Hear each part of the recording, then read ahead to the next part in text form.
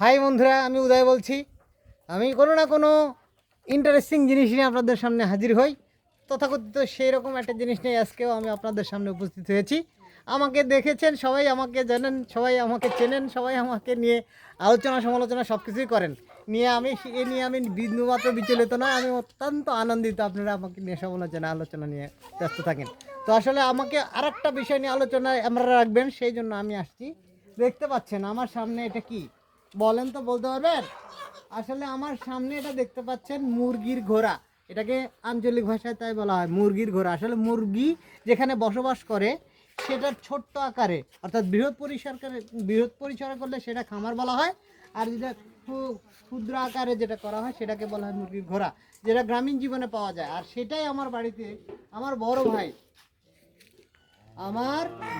ভাই অর্থাৎ মায়ের পেটের বড় ভাই এটাকে তৈরি করেছে। এইটাকে একটা শেড তৈরি করেছে। শেডটা কেমন দেখেন, এই শেডের 3টা গেট আমি আপনাদের দেখাচ্ছি। 1 নম্বর গেট, 2 নম্বর গেট, 3 নম্বর গেট, অর্থাৎ 3টা লেয়ার হবে। 3টা লেয়ারে 3 রকম জিনিস থাকবে। আপনারা দেখতে পাচ্ছেন নিচে এটাকে টাইগার মুরগি বলা হয়, যেটা আমার দাদা অলরেডি চাষ শুরু করেছে। টাইগার মুরগি অর্থাৎ কি, আসলে রয়্যাল বেঙ্গল টাইগারের মতোই অনেক বড় বড়। আর এই যে শেডের কথা বলছি, এইটাতে থাকবে টাইগার মুরগি, এইটাতে থাকবে চীনা হাঁস, আর এইটাতে থাকবে হলো ফার্মি মুরগি। ফার্মি মুরগি নিয়ে আমি আর আগেও বলেছিলাম, ফার্মি মুরগির একটা বিশেষ গুণ আছে। ফার্মি মুরগি ঘাস খায়। আমার ভাস্তি সে ঘাস কেটে নিয়ে আসছিলাম, আমি তার একটা ছোট্ট ভিডিও আপনাদের দিয়েছিলাম। আপনারা যদি মিস করে থাকেন তে একটু ব্যাগে গেলে দেখতে পারবেন যে ফার্মি মুরগি কেমনে ঘাস খায়।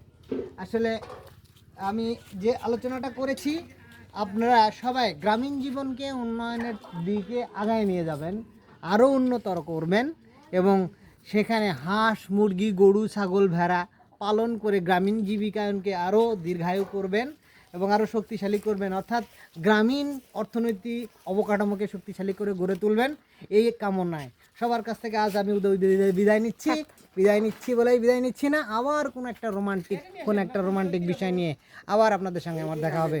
সে পর্যন্ত সবাই ভালো থাকবেন। Bye bye, tata.